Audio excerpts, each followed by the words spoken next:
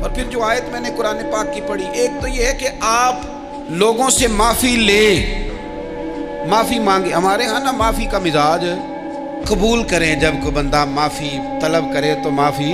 ہمارے ہاں معافی مانگنے کا رواج میں آپ یقین کریں سرے سے ہے ہی نہیں، بلکہ الٹا لوگ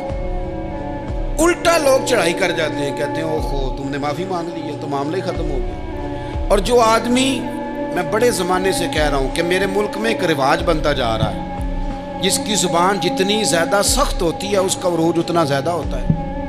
جو تھوڑا سا شرافت کا مظاہرہ کرے لوگ اسے بزدل سمجھ لیتے ہیں. عزیز بھائیوں، اپنی زندگی میں معافی مانگنے کا مزاج بنائیں. آپ طلب کریں کہ یار مجھ سے غلطی ہو گئی، میں انسان ہوں. آپ یقین کریں ڈھیر سارے لوگ ہیں جن کے ذمہ ڈھیروں معافیاں ہیں، لیکن ان کا مزاج نہیں، ان کی طبیعت نہیں، ان کا تکبر آڑے آ گیا ہے. اور میرے نبی پاک صلی اللہ تعالیٰ علیہ وآلہ وسلم نے فرمایا تھا یہی بدلہ دے دو کسی کا دینا ہے تو، یہی معافی لے لو یہی. ورنہ فرمایا یاد رکھنا قیامت کے دن تو اس طرح ہوگا کہ اگر سینگ والی بکری نے بغیر سینگ والی بکری کو مارا ہوگا اسے بھی قیامت میں بدلہ دینا پڑے.